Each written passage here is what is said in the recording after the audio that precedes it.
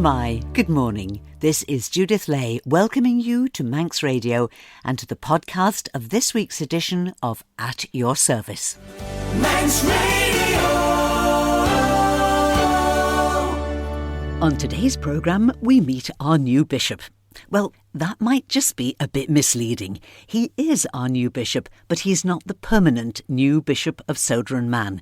He's the Rt Reverend Mark Davies, Bishop of Middleton in the Diocese of Manchester, and it's he who will be taking care of the Anglican Church on the island until the next Bishop of Sodor and Man is chosen. And we'll meet him after another hymn for this season of Advent. Lo, he comes with clouds descending.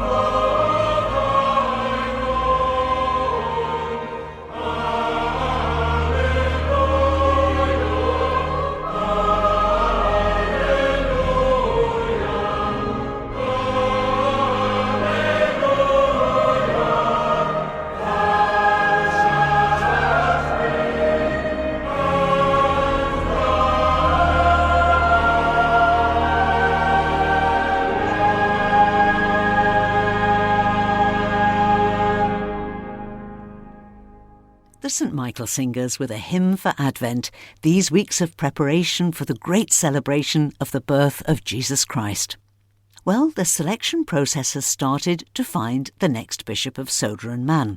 But meanwhile, the business of running the diocese has to carry on, and it'll do so under the leadership of the Right Reverend Mark Davies, Bishop of Middleton in Manchester. Whilst not actually living here, Bishop Mark will always be available to be consulted and will visit the island for particular events and meetings like the recent synod or business meeting of the Anglican Church. And his visit for that gave me the chance to meet and chat with him. I wondered firstly how he'd been chosen to take on this extra responsibility. Good morning, Judith, and also to all our listeners. It's really good to have this opportunity to talk with you this morning, and thank you so much. So I was sitting at my desk, a phone call came, and it was Bishop Peter, who said, "Hello, Mark," and I said, "Hello, Peter," and pleasantries, and then he said, "I've got something to ask you. I'm about to announce my forthcoming retirement, and I've been talking to the Archbishop of York about a Commissary Bishop, and I wonder if you might consider it."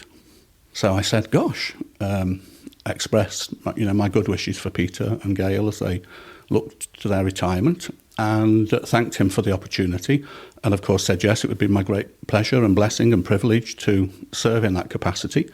And paperwork came from the office in York. I signed, Bishop Peter signed, the Archbishop signed, and everything was set in place.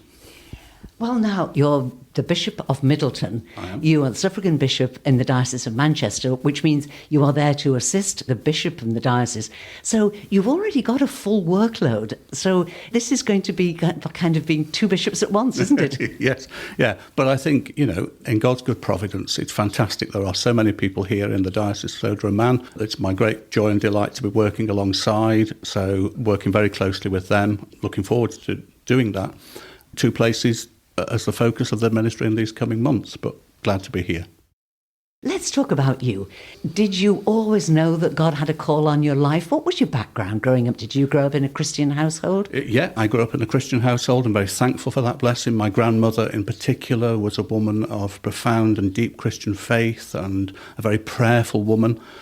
I will always be so very, very thankful to God for the gift of growing up in that Christian home where prayer was so central to everything, and the life of the church, its mission and its ministry, its outreach into society was so vibrant for me as a child growing up.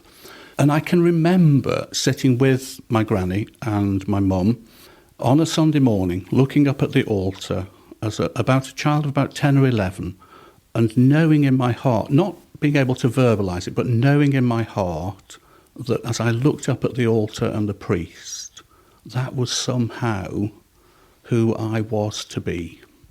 And that sense of God's call remained with me going forward. I grew up in a very working class environment, of which I'm so very, very thankful. My parents made huge sacrifices for me in so many ways as I was growing up. This idea of mine that I told no one about this sense of vocation to the priesthood, I told no one about. Eventually, I found the courage to share my secret. And I was devastated when I was told that boys from my background didn't become priests in the Church of England. And I was devastated because I believed that with all my heart. And that's why I have such a passionate commitment, first of all, to parochial ministry and also to the ministry of education and schools, because it was my vicar and a head teacher and two teachers who opened doors of opportunity for me to be able to pursue that sense of vocation to ministry and for me eventually to be ordained. So this boy from Stoke did become a priest in the Church of England. And I'm so very thankful for all of those who journeyed with me and enabled that to become a reality. And as I look back, I'm so thankful for all of those on my journey who have been there at different stages and who have been voices of encouragement, voices of challenge, those who've offered opportunities for service. And looking back, I'm so thankful for those, but also conscious of the ways in which each and all of us can be those voices of encouragement for others today. Where are the doors that we can open for other people to explore the call of God on their lives, can explore Christian faith for them, can go deeper into that faith, deeper into a life of prayer, deeper into a life of Christian service. So each and all of us have those opportunities. As a parish priest, I was also part of a DDO team, a Diocesan Director of Ordinance team. So I've worked very closely over the years with a range of people who have been exploring the call of God. Was it to ordination? Was it to reader ministry? Was it to another form of lay ministry? And to have the great privilege of being alongside people as they explore that sense of vocation, where it might lead, has been such a joy and a blessing for me.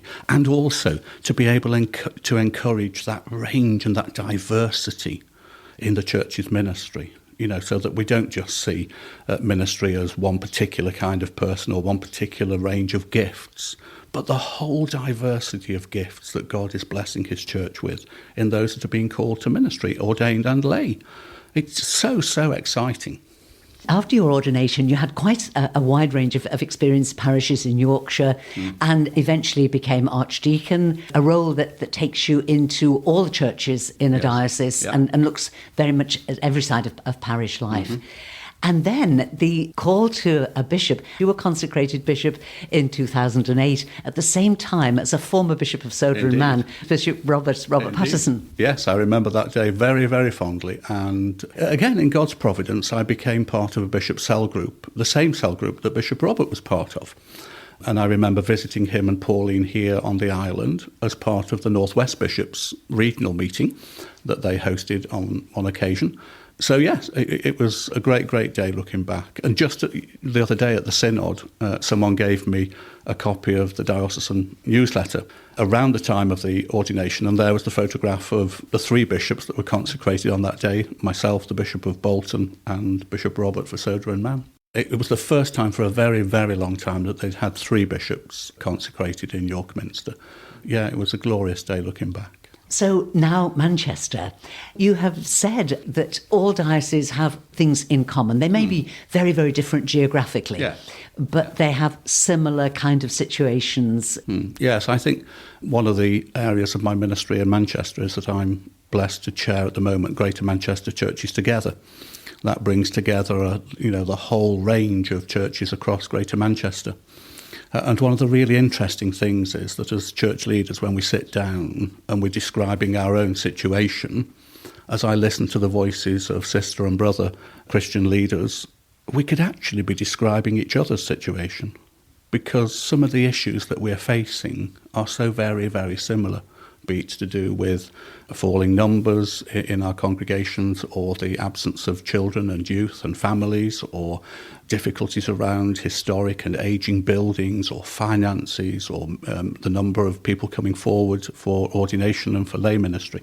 Very, very similar issues before us. But also, I think we have to be very realistic about the challenges that we're facing, but also have our eyes open to the opportunities that we're facing. We have great opportunities before us, and the Lord Jesus has promised to build his church, and he's faithful to that promise. He will, and he is building his church. Do you think that we've got to look at different ways of building it? I think for me, the answer is always in God's providence, both and, not either or, and holding together pioneering and fresh expressions of the church's life, mission and ministry, together with very traditional and much loved patterns of service, of ministry and mission, both and in God's economy, so that we can really speak into those opportunities that are there before us. And it's interesting, I think, very often when I look back over church history, when you see moments of great revival in the life of the church, it's often begun on the margins with a Francis or a Benedict who saw moments of tremendous revival in the life of the church. The call of God to St. Francis, build my church, as he knelt and prayed in a derelict church building. It's the call of Jesus to people of every generation, build my church.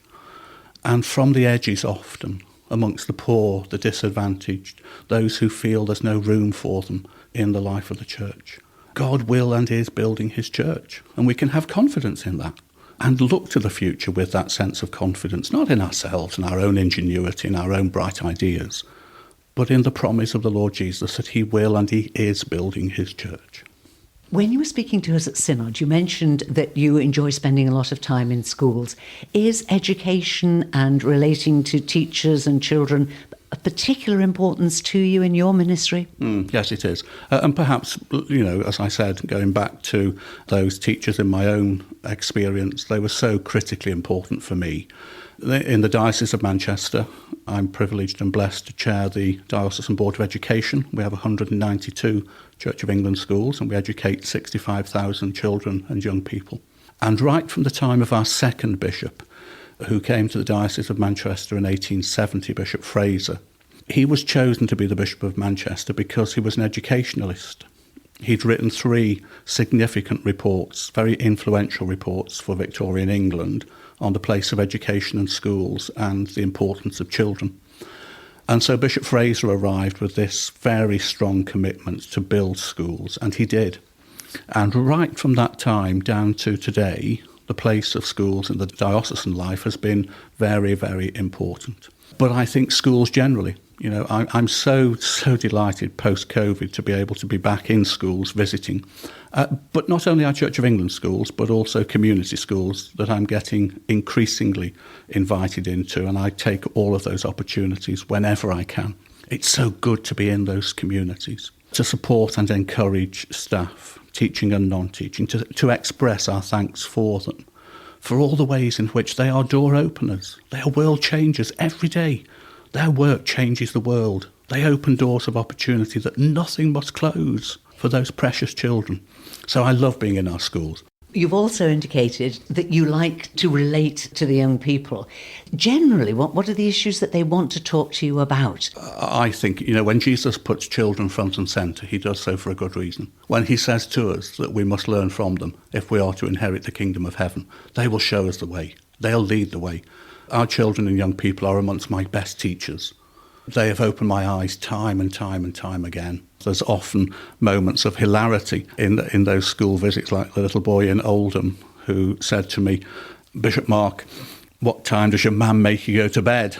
And my first thought when that boy asked his question wasn't anything but that child knows my mother, because she still tries to tell me what time to go to bed and all kinds of other things as well.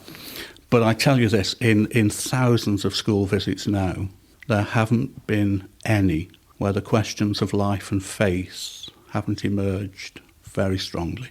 Bishop Mark, will you tell us what God is like?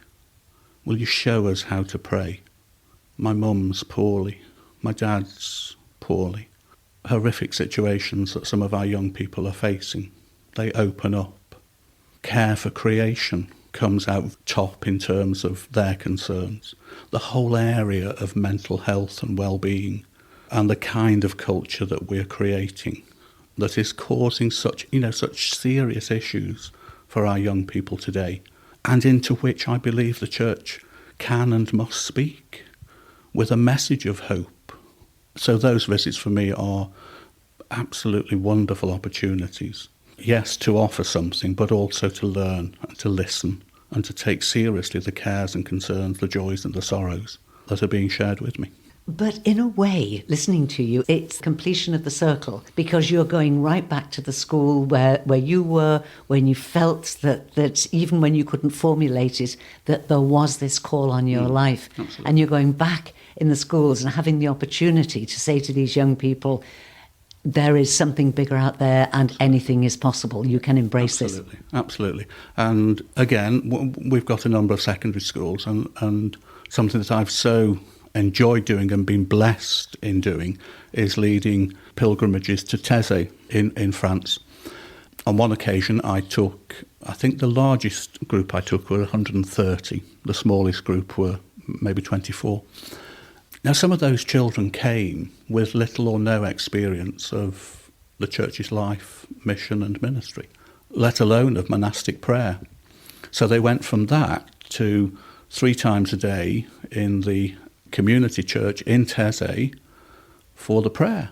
At the heart of that prayer is 10-minute silence, profound silence. And there hasn't been a single visit when at some point one of our young people have said to me, "Bishop Mark, why do the monks make the silence shorter?" It's never a second shorter. We learn to inhabit it as a place of profound encounter with the Christ who is longing to be discovered in that place. And to be there with tens of thousands of young people from across the world, and to see our young people forming friendships, building community, opening and exploring avenues of Christian faith, what it means to be a Christian, what it means to offer Christian service. And they come from so many diverse backgrounds, together with the fun and the sense of community. And when I look back now, I'm so thankful to God for all of those visits to Taize. And I look back over the Diocese of Manchester and now beyond, and I see people exercising very beautiful Christian ministry. Some of them are ordained, some are teachers, some are police officers, some are working in the medical profession, some are working in social services. I've had the enormous privilege of presiding at some marriages and baptising the children of some of the people that came in the early years. And so much of it is about building Christian community, which I think, rejoices the heart of God. The Taize story is incredible, isn't it? That it grew out of the Second World War. First of all, they sheltered people who were fleeing persecution. And then it was a desire to pursue peace. The story of Brother Roger himself, the brother who founded it, he gave his life for it. He made himself vulnerable and died. Absolutely. But it just carries on. Yes, it does. And they've now got a new leader of the community, Brother Matthew, who's an Englishman from Bradford, an Anglican, as it happens. But again, one of the joys, one of the, I think, profound joys of Taize is that the community is ecumenical. People from a range of Christian churches form a community, united in Christ. And that's a strong message to the world, where we can so easily find ourselves in a place of disunity and of distance. And what Taize says so wonderfully to the world is that together we have so much more to offer. And so, that's why I'm so thrilled to be part of Greater Manchester Churches Together, and why in my own ministry over the years, working together with other Christians is so important, as also working with those of the other faith communities and those of no faith, but people of goodwill. And together we have so much to offer. And such a witness for you to give where there are areas of social unrest and tension, racial tension.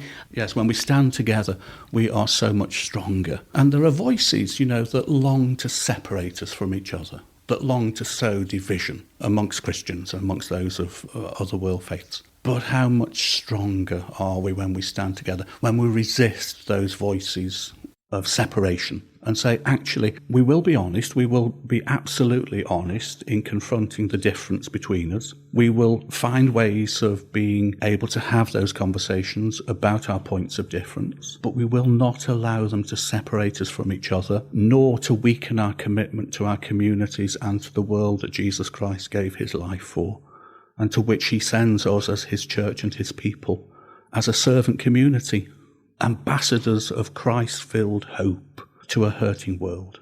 And that message is as true for the Diocese of Manchester and for the Diocese of Sodor and Man. Bishop Mark, thank you very much indeed for talking to us today. It's been my great, great pleasure, and blessings and prayers and good wishes for the Diocese of Sodor and Man in these coming months, our Advent journey, the joy of Christmas, and so much to look forward to with hope and with confidence. And thank you so much, Judith, for this opportunity. It's been great to talk with you, and God bless you. Yeah.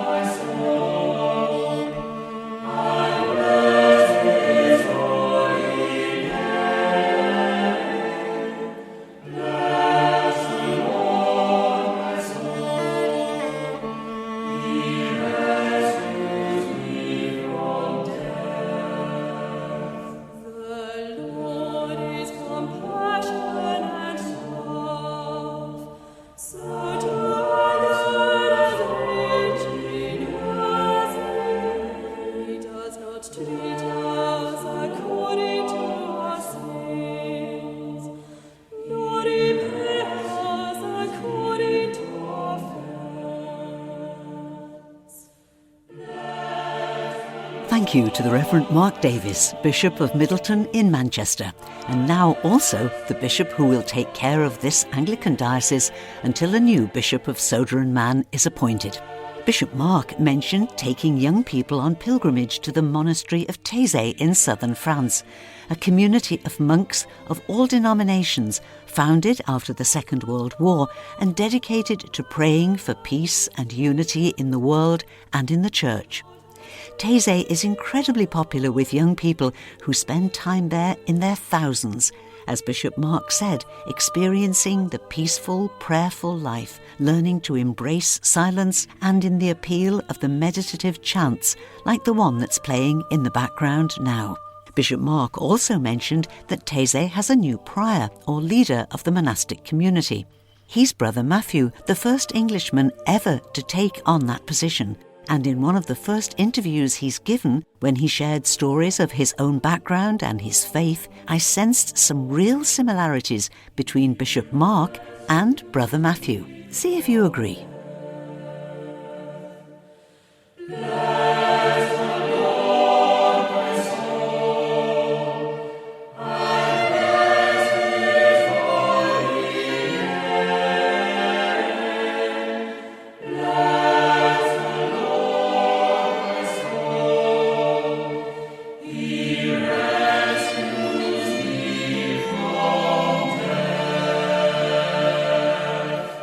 First heard of Taize when I was 16 years old, and there was an invitation from our diocese for young people to go, and I thought, I don't want to go there.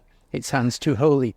But then when I went to university, there were other young students who were very much searching for Christ in their lives. And the time at university was a time of great discovery for me.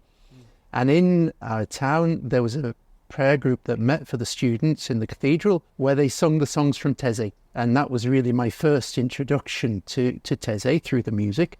And this form of prayer, it was something that spoke to me immediately, that you were together with others, but at the same time, you felt you were alone before God. I'd always been someone who'd enjoyed singing, and this meditative way of singing, letting the words of the song go deep into your heart, was a way of entering into the presence of God.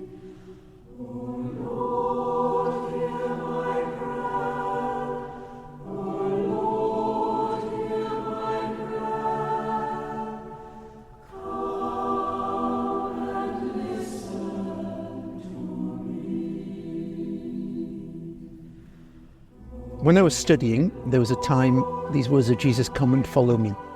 What does that mean for me? Does Jesus still say to people today, "Come and follow me"? Or were there words that were just said 2,000 years ago? And with these friends at university, we were looking for a place to go during the summer holidays, and some of them had been to Taize and suggested we come. And so that was my first visit in 1985. And we took part in the youth meetings, spent a week on silent retreat as well. And it was a very deep and moving experience for me. And I think, if I'm honest, there was something that happened in my heart already that first visit that I couldn't yet put into words. And I went back to continue with my studies and then finished with some exams. I had some free time. And what happened during that stay was very important. Really, this understanding that here the brothers were trying to live a sign of unity in Christ. I knew that Jesus prayed for the unity of his disciples in John's Gospel, and it seemed to be something very coherent with the gospel. And there, speaking with the brothers, I asked if I could take a year free from my studies, and so I came here. And then, yes, very quickly it was clear in my heart that I had to take this step. Friends, they were very supportive. For my family, it wasn't so simple, because they didn't know Taize. But my parents, they're people of great faith, and I knew that once they'd been here, they would understand. And they did. And they've been very supportive ever since then.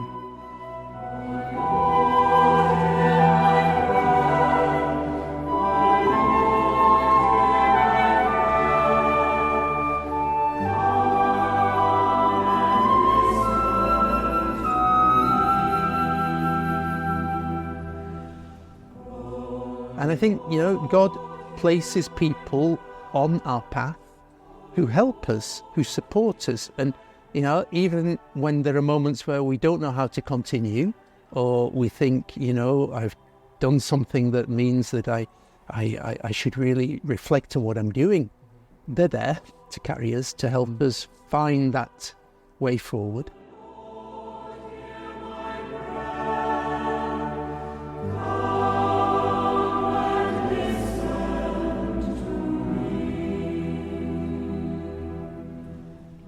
It was a surprise, I'll be honest, and one where I wasn't sure immediately if I could say yes, but Brother Alois was very kind and took time, and then I spoke also with some other people from outside of the community, and I realised that I could accept this role, which is a role of service. In Taize, the prior is called the servant of communion, and that expresses very well his role. He's there in order to listen to the brothers and to be a sign of unity, to do everything so that the community can live this parable of community together. And I think when I think of all these people over the years who've been there, it helps me remember that God is faithful and that we can rely upon that, and that somehow what's needed will be given. It's not the denomination which is the prime factor in the choice of the prior, but I think each one of us brothers can say that we're very thankful for the churches we grew up in, and we carry something of the treasure of those churches in our hearts always, and that influences quite naturally the way that we are. I'm very thankful that in the Anglican Church there is this very broad welcome which is offered, and the hymn singing tradition as well. It's something I grew up in, but in the Anglican Church, like in many churches, it's a question of how to point the way to Christ, how to live united today, not in order to be stronger or to impose our opinions, but so that the gospel is credible. And I always come back to that prayer of Jesus in John's Gospel, that those who follow Jesus may be one, like he and the Father are one, so that the world may believe. Yeah, and that's a huge responsibility, not only here in Taize, but for all the churches. What does it mean to live that sign today?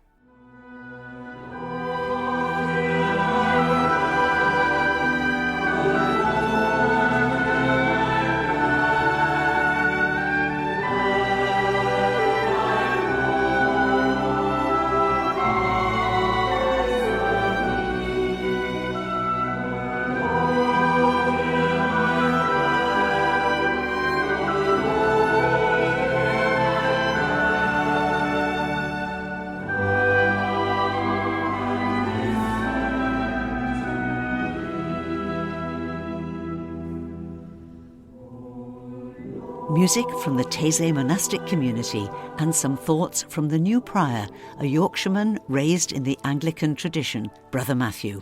And if the thought of a time of quiet reflection, simple prayer and Taize chants appeals to you, then Dalby Church will warmly welcome you for exactly that tonight at 6:30. There's an Advent candlelit Taize service remembering the Prince of Peace who comes to our troubled world. Thank you to my guests, Bishop Mark Davies, who's taking care of the Diocese of Sodor and Man until a permanent appointment is made, and Brother Matthew, prior of the Taize monastic community. And we end now, as we always do, with a look at our notice board, packed with special services where you'll be warmly welcomed as we make the most of this season of Advent. Bride Methodist Chapel invite you to their nativity service today at 2:30. It'll be followed by coffee and mince pies. There's no service in Abbeylands today, as the church family will be at Union Mills Methodist Chapel for their service with Musicale Choir, and it starts this afternoon at 2:45. There's a traditional service of 9 lessons and carols this afternoon at 3:00 in Peel Methodist Church. The choir and choristers from the cathedral will provide the music, and His Excellency the Lieutenant Governor, Sir John Lorimer, and Lady Lorimer will attend, along with members of government and representatives of the island's wider community. Carols by candlelight at Maloo Parish Church starts today at 3:00. Christmas music, Manx carvels and readings with Castletown Metropolitan Silver Band, Kurjin Kujak and soloist Terry Qualtrough, and there'll be refreshments to follow. Tonight there's a candlelit carol service at Glenmay Methodist Chapel. It starts at 6:30 and will be followed by tea and mince pies.